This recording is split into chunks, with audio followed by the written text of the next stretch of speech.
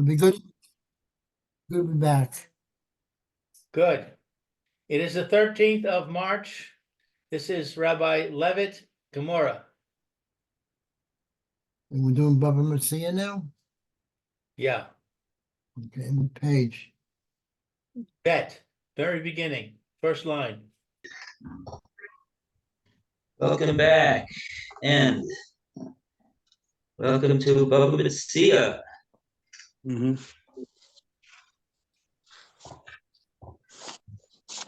Okay.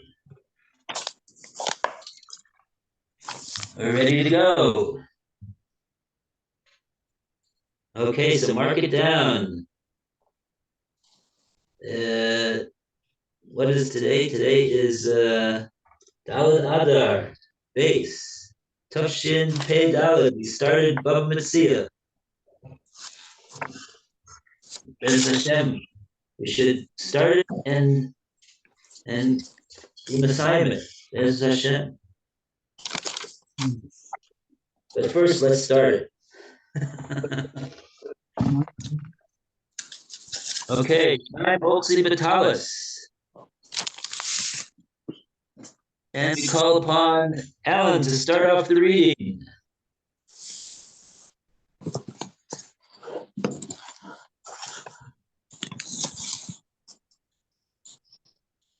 Well, Alan, you got the red mic.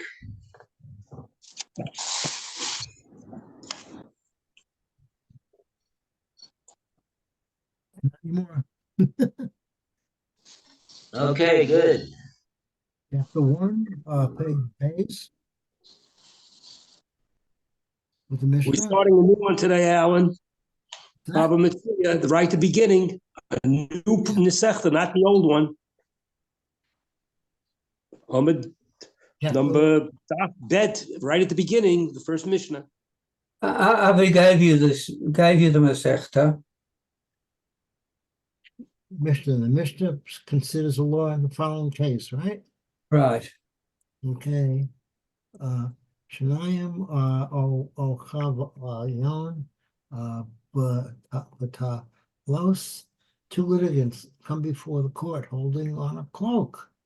Zeh omer ani meets saw. This one says, I found it first.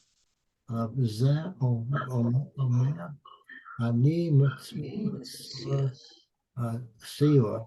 And this one says, I found it first. Zeh omer kolor shalei. This one says, it's all mine. Zeh omer bolor shalei. And this one says, it's all mine. The law is Zeh Isha Ishur Ava Sha'in Lo Bor Machos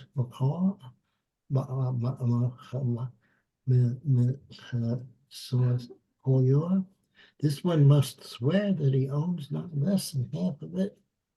V'zeh Yishvas Sha'in Lo Bor Host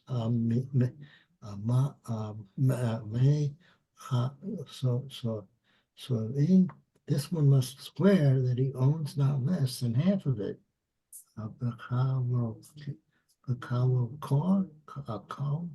And they then divide the cloak.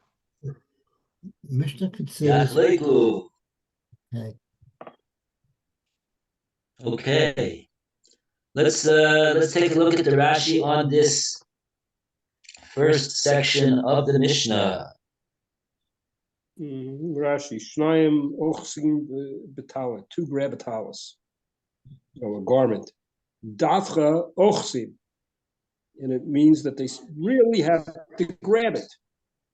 The Shneim Zachkin, well, the two of them have tried to grab it, have a chazak on it. The aim was there, koach, and each one had that. And this one doesn't have any more power on it than the other one. They both have a claim to it if they're both holding it. Each one says this one. She'ilu, even though Haita Biyad Achad Levat, even though it was only with one hand. She'ilu, if it would be the case, It would be a case. if it would be, If only one of them was holding it. yeah, Hava idich, that would be to him, Lemotse Mechavero. He would have to have the to one. the other one, The other one have to, in order to want to take it from his friend, the alav, lahavi, and he has to bring a proof, right? He has to. You want to take it from somebody else, you have to bring proof. Otherwise, the one who's holding it has the upper hand in that. yeah, I don't know. This part of this Rashi's the shahayu shalo, yes, and that they're witnesses that this was his.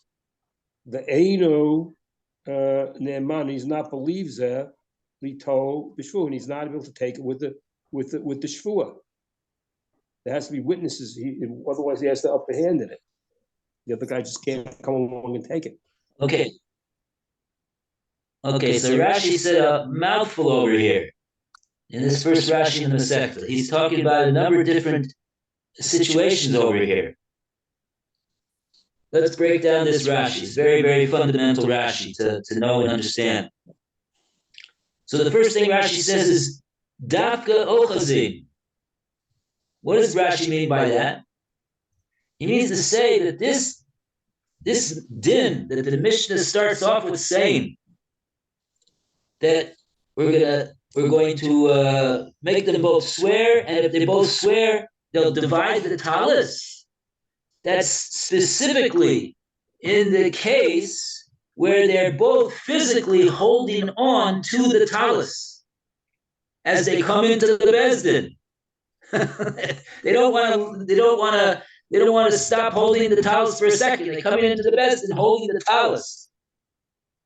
And then we have to see them holding the talis. Why is it important for them to be holding on to the talis? That's the question. And that Rashi says, the Shnei Muksakim bo. Because if they're holding on to it, if they're physically holding on to the talis, that gives both of them the status of being a muchzak. Now, what is a muchzak? That's Rashi doesn't tell us. But a muchzak, just in a nutshell, means that person he has a muchzak means that he's since he is physically possessing the item in question, so then he has a presumption on him that it belongs to him. We presume that something which is physically being held by somebody belongs to him. So there's a chazaka that it belongs to him. Therefore, we call him a muchzak. Oh, this is exciting! All these new principles of Bava Metzia, rather. So in other words, when both of them are holding on to it, they are both of them muchzakim. Neither one is put down by the fact that the other one is holding on to it, because he's also holding on to it. So both of them got a hazaka. Both of them were calling them muchzak. Shneim muchzakim bo, says Rashi. And ve'ein lezeh koach bo yoter mizeh. And neither one of them has a koach to be believed any more than the other one, because that's what a muchzak is. We give him a koach hatana. He has the koach to be believed to say what he's saying over here. But both of them are muchzak. So now they don't have one more than the other one. They can't prevail. Now Rashi says, that what would it be if only one of them was holding on to the talis and the other one was making a tana? He was making a claim that it belongs to him.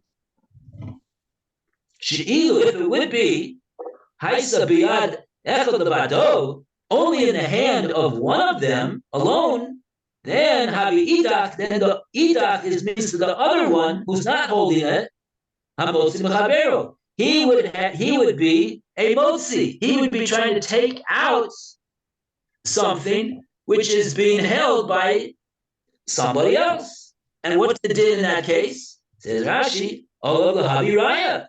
Now, that person who's making the claim, we say to him, but the other person's holding on to it. It's in his possession. And therefore, you have to bring a proof now that it belongs to you. And what's the proof? A proof is with Eidim. It's not enough for you to say it belongs to me. That's just a taina. That's not a proof. You need a raya. What's a raya? 2 Eidim. And what do the Eidim say? That it belongs to this person who is saying that it belongs to him. So that'll be a raya.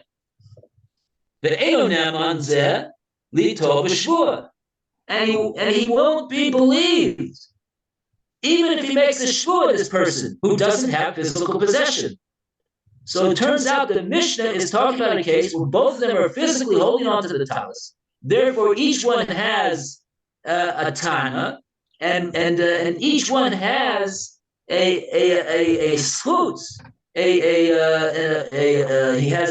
He merits to take the talis if he's going to make a shvua.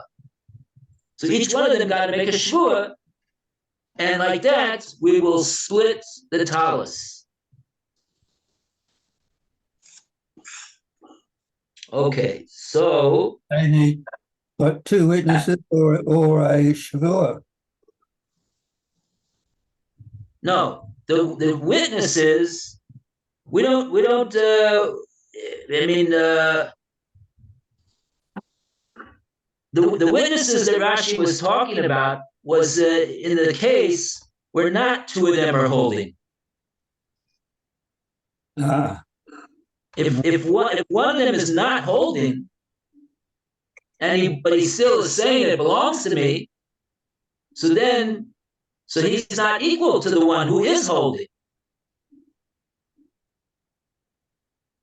So the only way that the one who's not holding can prevail is to get anything at all, is to make a shvua won't help. We only accept a shvua from somebody who's holding on. If he's not holding on, then the only way that he can get anything over here is if he got witnesses. Witnesses to say that it belongs to him. The whole thing belongs to him, half belongs to him, whatever it is the witnesses say. But the witnesses, 2 witnesses, that's an absolute proof. So that will prevail even though he's not holding on to it, and the other one is holding on to it. But if witnesses come and say, no, it belongs to the one who is not holding on to it, so then the din is it will be the Beis Din will award it to the one who has the witnesses, even though he's not holding on to it. But in the absence of witnesses, he's not going to get nothing. We don't accept his taina that it belongs to him. We don't accept his claim that it belongs to him, and we don't even accept a shvua from him because he's not holding on. And the one who is holding on, him we're going to believe. Except in the case of the Mishnah, that both of them are holding on. So that means we got to believe both of them. So that means that if they both are willing to make a shvua, so they both will be zocha in the talis. Okay. Wow. That's the story.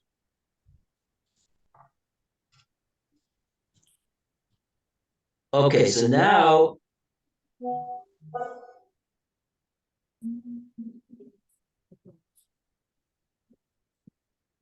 we've got a couple more Rashis over here, actually. Ze Amar Kulo Shali. Want to read that one, Lou? Okay. Let's see. Ze Fourth amar line. kula shali. Gemora mefaresh lemai tana. That's it. Let's see. The Gemara will explain the reasoning of the Tana. There's another word at the end, at the beginning of the first narrow line. Tarte. Tarte. I don't know Right. Two. Tart means two. So he's going to explain why the I don't get it. Yeah. Okay. So the literal translation of this Rashi is, in the Gemora, it's going to explain Lemai Tana Tarti. The Gemara is going to explain regarding why it is that the Mishnah teaches these two cases.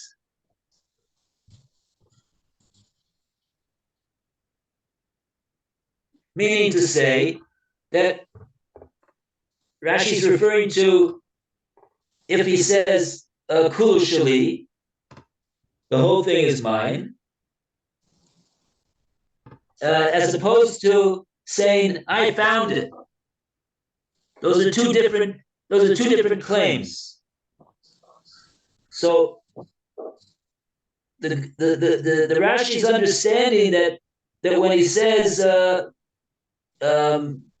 this one says kulu shali is and this one says kulu shali, it's a continuation of the case where they come into the Bezdin, both of them holding on to the talus.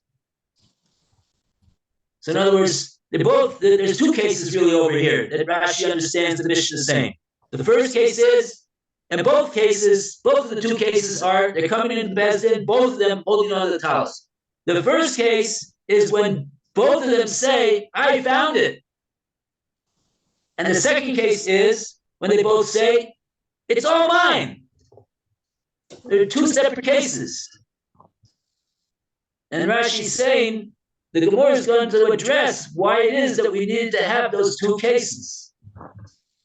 Because on the face of it, what's the difference? It's the same thing. Okay. Ze Yeshaba, weiter in Rashi. Shall I go? Yeah, Lou, you read a short one, so read another short one. Zeh Yeshava. This one swears. Mefaresh Gemora.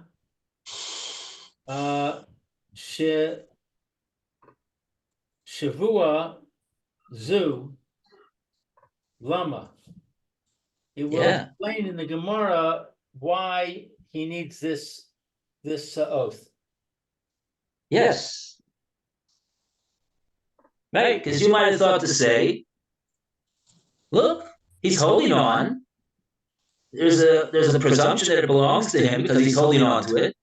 And number two, he's supporting that presumption by saying it's mine.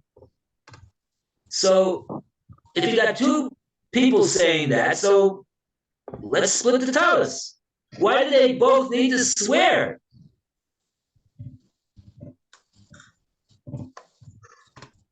That's the question that Rashi's saying the Gemara is going to deal with.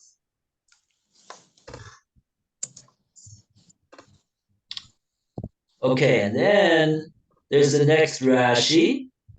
She'ein zu, she'ein lo bo pachos metzia. That's the shvua that he's got to swear. Okay, so he's saying that there isn't less, that I don't have less than half of it. That I don't have less than half. But Gemara daf hey amud beis mefaresh amai. Why tikkun? Why it makes a tikana on this? He high in this Lishna version, Bahach Shvua, that it needs a Shvua. Yeah, in other words, the Gemora is going to explain why the kana of Shvu over here was in this particular language. Because what might you have thought to say the Shvu that they should both make would be?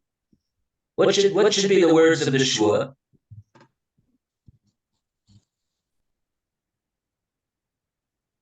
What did both of them claim? Did they both claim that half of the talus is mine?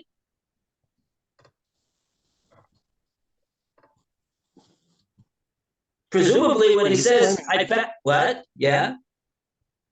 There are two different things. There are two different claims here. One is claiming it's all mine, and then there's a second one that says this. He's claiming it's all mine, but then the swearing is that I own the majority of it. That I own at least half of it. Right. Not less than half. So he's swearing about at least half of it. Right. That's what the Mishnah tells us. So Rashi's explaining. Rashi's telling us that the Gemora is going to explain why, even though both of them were claiming that the whole talus belongs to them, why it is that they don't make a shvua to the exact words that they are claiming, both of them. That would seem to be, that needs to be explained, because generally, if somebody makes a claim, so what do we say? Swear to it. Swear to that claim that you say that you're making over there. And the claim is that they're both saying, "I found it," or the whole thing belongs to me. So let them swear, "I found it." Let them swear, "The whole thing belongs to me." No, we make a shvua. The takana. The takana was that Chazal said that in this case, both of them should make the shvua that no less than half of it belongs to me, which is not what their claim was at all. So that needs an explanation why it is that the Chazal told them to make this shvua that no less than half of it belongs to me, as opposed to swearing that what their claim was. The whole thing belongs to me. I found this talus, and it's all mine. Okay. There is a problem because if they can't, if they're both swearing this, somebody is wrong. How can each one swear? So you're a problem, because somebody will have to be making a shvua shav, because it's impossible for them both to be correct. And in this case, it does give a way out of it, of the yechloku situation, that both of their claims can be made. Okay, excellent. I think that's what the Gemara says, if I remember correctly. And it's also fighting, they're fighting about finding it on the road. It's not, found it. It's not, that's the whole question. It's not like somebody had it and the other guy's grabbing it from it. Okay. So in any case, Rashi's pointing out these two things that the Gemara is going to address that would be bothering us by reading the words of the Mishnah. Don't worry, the Gemara is going to address both of these points. Okay, so that takes care of that case of the Mishnah, two cases actually. And now we go on to the middle part of the Mishnah. Ze Omar Kulu Shali, Ze Omar Chatzia Shali. And we call upon Roy to do the reading for us. Okay. Ze Omar Kulu Shali. Again, both litigants are holding the cloak. However, this one says, "It is all mine," claiming that he took hold of it first. The Ze Omar Metzia Shali, and this one says half of it is mine, claiming that both took hold of it simultaneously.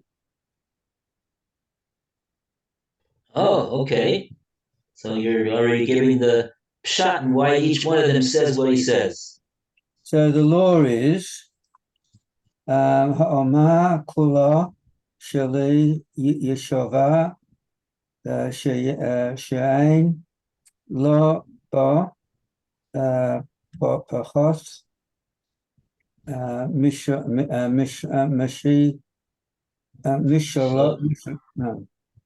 Shlosha. Mishlosha Yeah. Halechim. The one who says it's all mine must swear that he owns not less than 3 parts.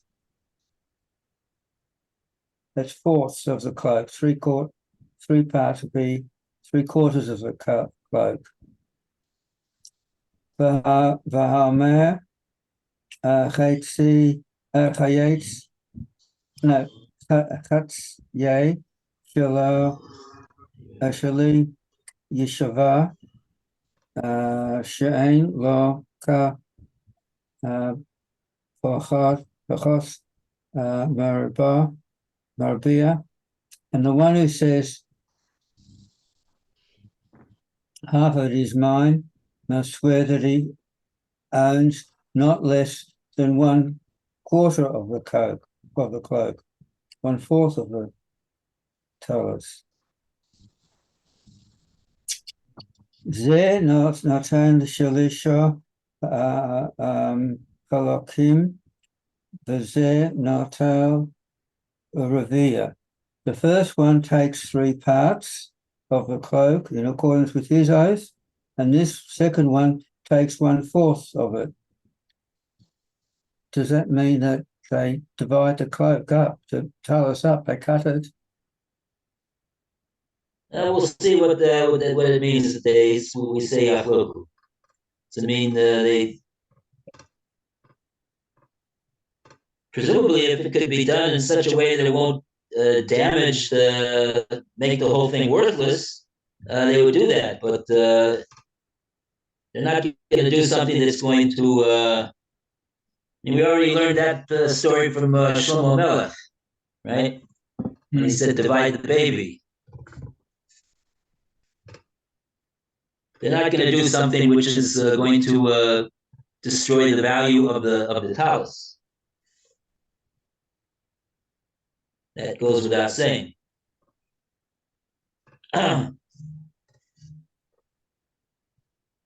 So okay, so here we have the second case, the Metzia, the middle case of the Mishnah. And now we go to Rashi, Ze Amar Chatzia Shali. So notice in this case, the Jew number 1 says, what did he say? He said the whole talus belongs to me. And then Jew number 2 didn't say the whole talus belongs to me. He said half the talus belongs to me.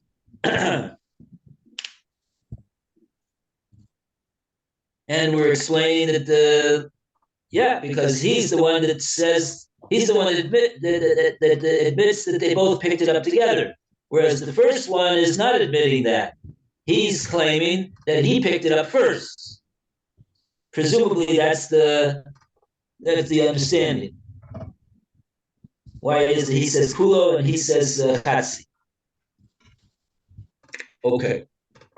So now we got a long Rashi. Ze Omar Chatzi Shali. One says half is mine. Okay. Moda who shechatzi shel chavero. This guy, when he says half is mine, he's admitting that the half is his friend's. The ein danin ella al chatzi on yom. So we're only making a judgment about the half. Hilchva ze amar kolo shali. This one that says it's all mine Yishiveh, he can swear.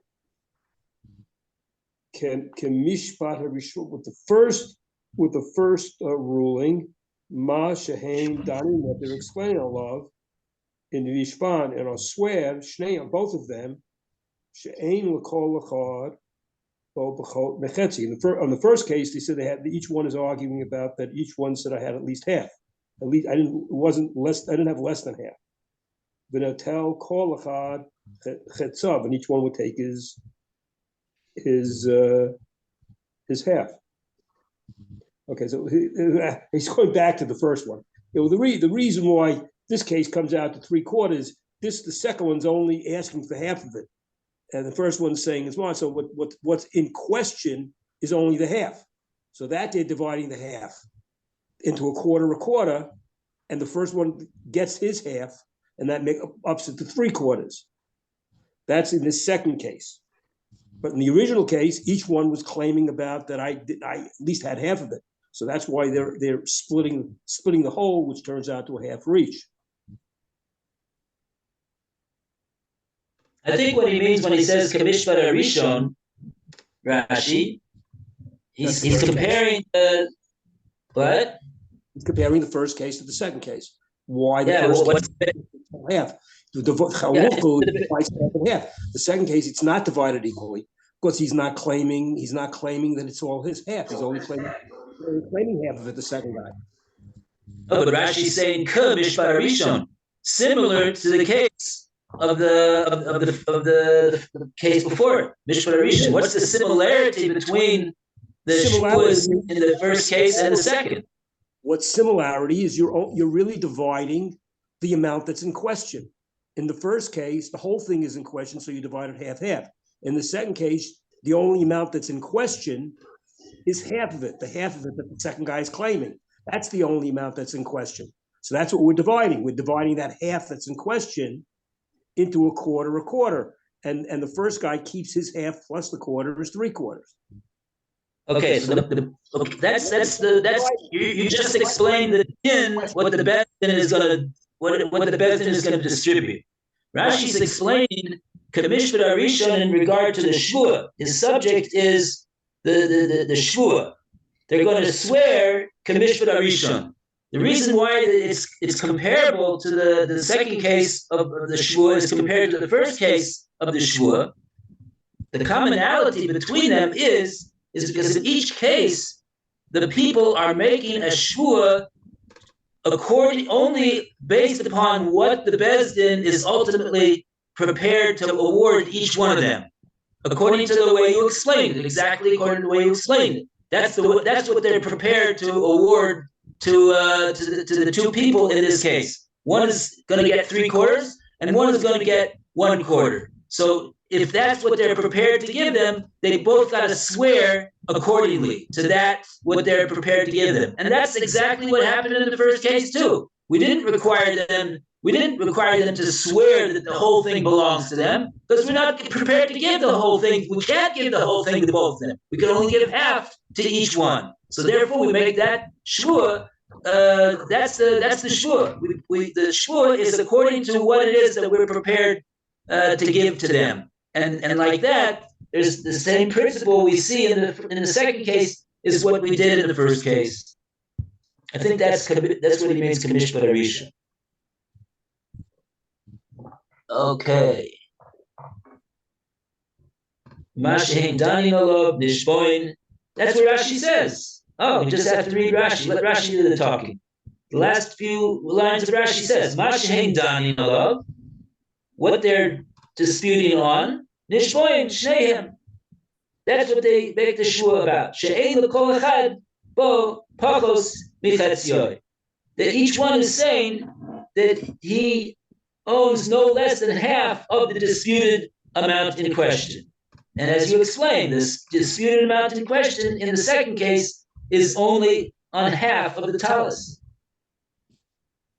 And so therefore that accounts for why it's he swears 3/4 and he swears 1/4. No tel kol echad chetzio. And here you see what the word chetzio means. What does it mean? It doesn't mean his half, because we're not giving a half to each one of them. Chetzio does not mean half. It means his portion. We'll give each one his portion. His one's portion is he's going to get a quarter. The other one's portion is he's going to get 3/4. It's not half. Nobody's getting a half over here. And nevertheless, Rashi says, no tel kol echad, each one will take chetzio, his half. No, he's not going to take a half. Neither one of them takes a half. Chetzio doesn't mean half. It means his portion. As is clear from Rashi. Okay.